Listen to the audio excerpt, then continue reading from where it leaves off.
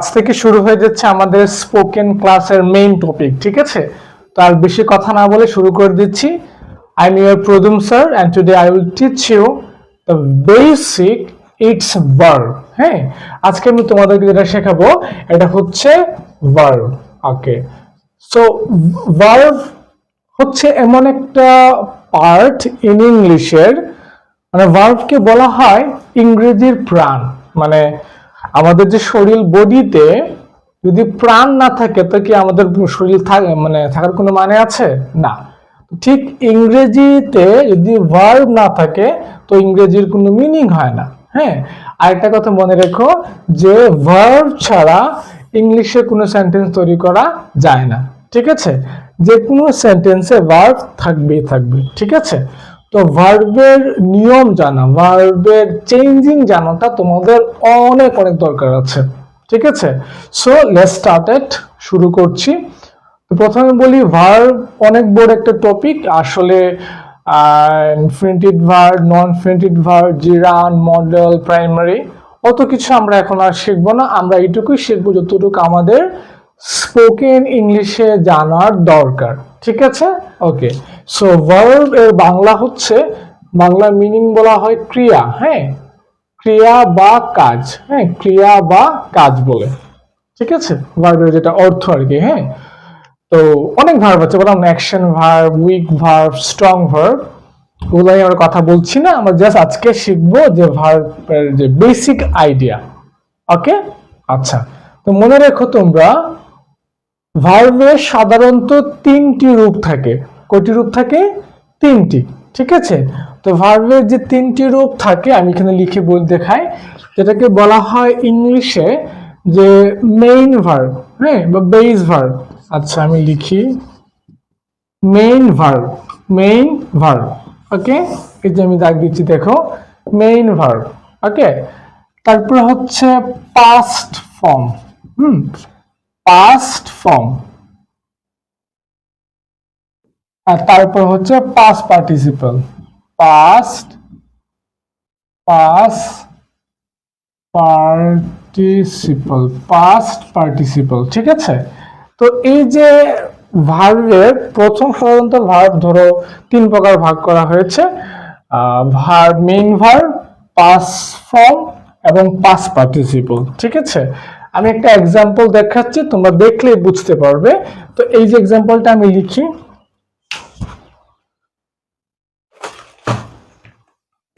আগে তো এক্সাম্পলটা হচ্ছে লিখলাম, এখানে আমি লিখলাম গো।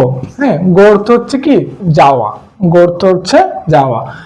গো এর পাস্ট ফর্ম হচ্ছে ওয়েন্ট। হ্যাঁ, তোমাদের কিন্তু ভার্বের শীট দেওয়া হয়েছে, তো ওই ভার্বের শীটের মধ্যে তুমি দেখবে পুরো ভার্বের লিস্ট দেওয়া হয়েছে, আর এরকম গো, ওয়েন্ট আর পাস্ট পার্টিসিপল হচ্ছে গান। হ্যাঁ, তো এই যে তিন রকমের ভার্ব আছে সিরিয়াল, তুমি ভার্বের লিস্টটাকে তোমার হাতে দেখো, বুঝতে পারবে, ঠিক আছে? আচ্ছা, তো গো, ওয়েন্ট, গান, গো, ওয়েন্ট, গান। এই যে গো হচ্ছে মেইন ভার্ব, এটা কি verb? Main verb. Main verb go, এটার পাস্ট ফর্ম কি? ওয়েন্ট, আর পাস্ট পার্টিসিপল হচ্ছে গন। এই যে বিষয়টা ভার্ব গেল। এখন স্যার আমরা ক্লাস 4-এ পড়ছি, 5-এ, বা আমাদের ইংলিশ প্রনাউন্সিয়েশন করতে খুব কষ্ট হচ্ছে বা আমরা পারি না। মনে রাখার জন্য একটা টেকনিক হচ্ছে, আমরা এই যে মেইন ভার্ব আছে না, মেইন ভার্বকে বলবো ভার্ব 1। কি বলবো? ভার্ব 1। আর এই যে পাস্ট ফর্মকে বলবো, যেটা অতীত, যেটা হচ্ছে, এটা হচ্ছে ভার্ব 2, ভার্ব 2। আর পাস্ট পার্টিসিপলকে আমরা বলবো ভার্ব 3। এই যে দেখো, সহজ হয়ে গেল না এখন? Verb 1, verb 2, verb 3। ওকে, তোমরা এতটুকু ক্লিয়ার ধারণা নাও যে ভার্ব সাধারণত তিন প্রকার, ভার্ব 1, ভার্ব 2, ভার্ব 3। মানে ভার্বের base form, past form, past participle, ঠিক আছে? আচ্ছা, এখন কথা হচ্ছে তোমরা কি করতে হবে, তোমরা যে শীট আমি দিয়েছি সেখানে একদম মানে প্রতিদিন পাঁচটা করে তোমরা প্রতিনিয়ত শিখে শিখে ভার্ব জানতে হবে। এখানে আমার কিছু করার নেই, তোমরা ভার্ব মুখস্থ করতে হবে। হ্যাঁ, আরেকটা দিয়ে বুঝাই, আরেকটা ধরো লিখলাম আমি ইট। ইট অর্থ কি? খাওয়া। ইট অর্থ খাওয়া। এন্ড ইটের ভার্ব 2 মানে পাস্ট ফর্ম কি হবে? অ্যাট, সেটা দেওয়া আছে অ্যাট। হ্যাঁ, আর ভার্ব 3 হচ্ছে ইটেন, ইটেন। ওকে, আশা করি তোমরা বুঝতে পেরেছো, তাই না?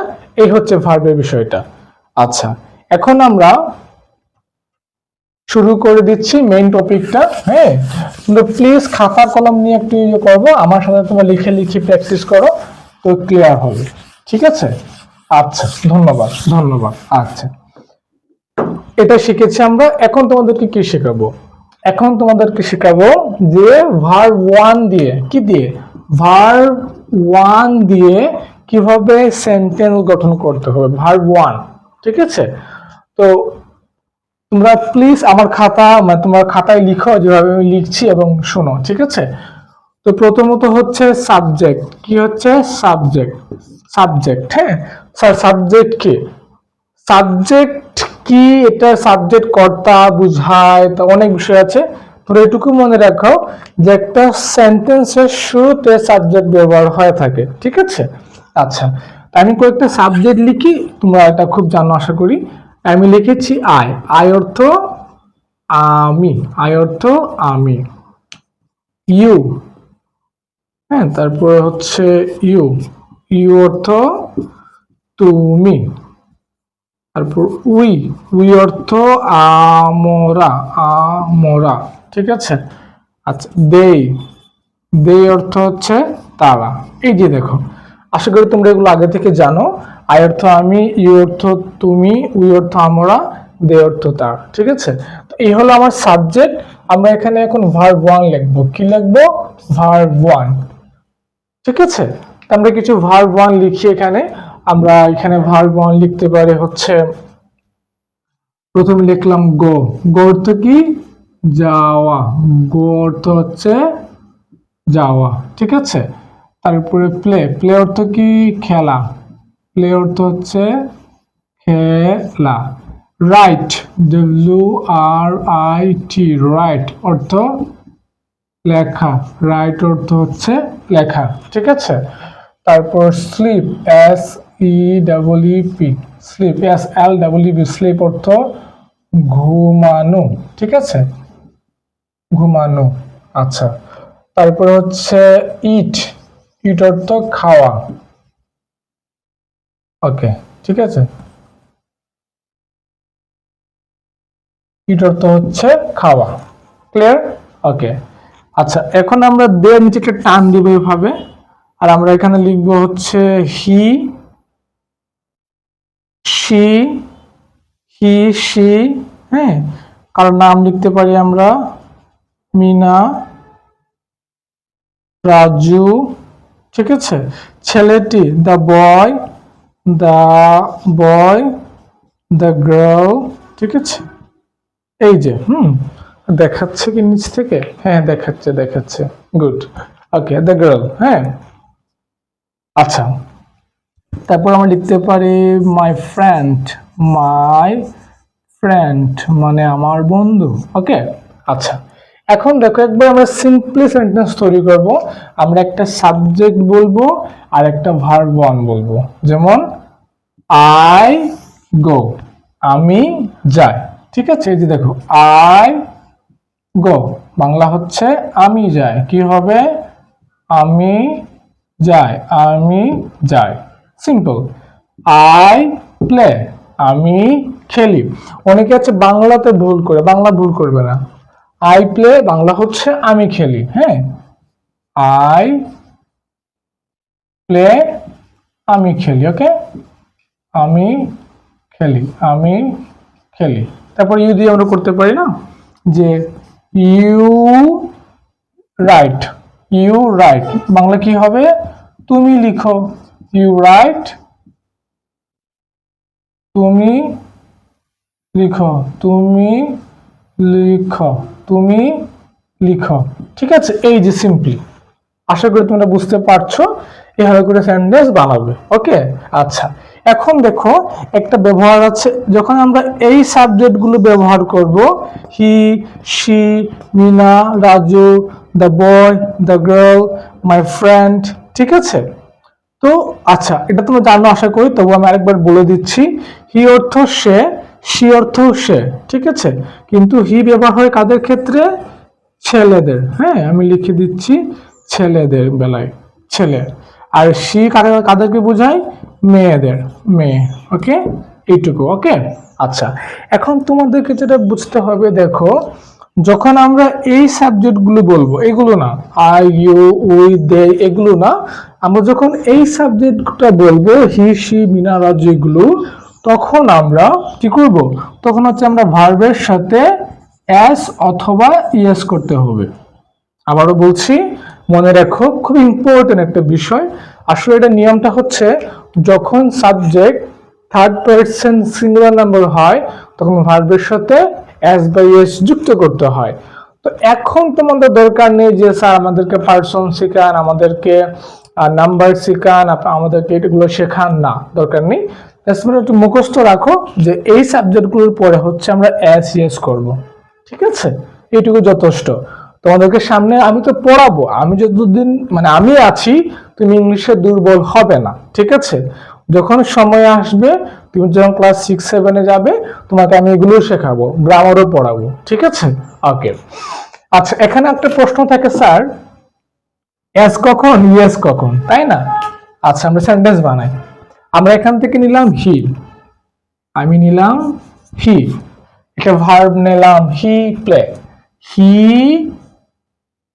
প্লে, এটা হয় না, ঠিক আছে? কারণ কি, এই যে হি নেওয়া হয়েছে, এরপরে হচ্ছে ভার্বের সাথে এস বা ইয়েস করতে হবে। তো আমি কি করলাম? এস, কি করলাম? এস, হি প্লেস, এর বাংলা হচ্ছে সে খেলে, সে খেলে, সে খেলে, ঠিক আছে? হি প্লেস, সে খেলে। ক্লিয়ার? এমন কথা হচ্ছে, স্যার আপনি এস দিলেন, ইয়েস কেন করলেন না, তাই না? আচ্ছা, এটা আরেকটা নিয়ম চলে আসবে এখানে, যখন একটা ওয়ার্ড এর শেষে এস থাকে, সিএইচ থাকে, টিএইচ থাকে, ও থাকে, এক্স থাকে, তখন হচ্ছে এস বা ইয়েস হয়। এখন আশা করি এগুলো কোনো দরকার নেই, আস্তে আস্তে শিখবে, ঠিক আছে? এগুলো তোমরা একটু জেনে রাখো। ওকে, বুঝা গেছে? ওকে, আমি আরেকবার রিপিট করছি শর্ট করে। আমরা হচ্ছে শিখছি sentence making, subject verb one, এটা হচ্ছে আমাদের স্ট্রাকচারটা। সাবজেক্ট বসাবো, ভার্ব ওয়ান বসাবো, এই হচ্ছে সাবজেক্ট। এখানে সাবজেক্ট হচ্ছে দুই ভাবে, একটা আছে দের, দের, এই যে এগুলো আছে, এগুলো হলে ভার্বের সাথে এস ইয়েস হবে না। আর যখন আমরা এই সাবজেক্টগুলো ব্যবহার করব, তখন ভার্বের সাথে এস বা ইয়েস ব্যবহার করতে হবে, ঠিক আছে? যেমন আমরা আরেকটা উদাহরণ লিখি, আমরা এখন উই দিয়ে লিখবো, ঠিক আছে? তো আমরা লিখলাম উই, অর্থ আমরা, একটা ভার্ব নেওয়া, আবার ইট, উই ইট, উই ইট। যা শেখানো হয়েছে প্লিজ এখন একটু ভালো করে শিখে নাও, আশা করি তোমরা দেখবে যে অনেক প্র্যাকটিক্যালি আগাতে পারবে, ঠিক আছে? So thank you so much everybody, দেখা হচ্ছে পরবর্তী ক্লাসে। ধন্যবাদ সবাইকে।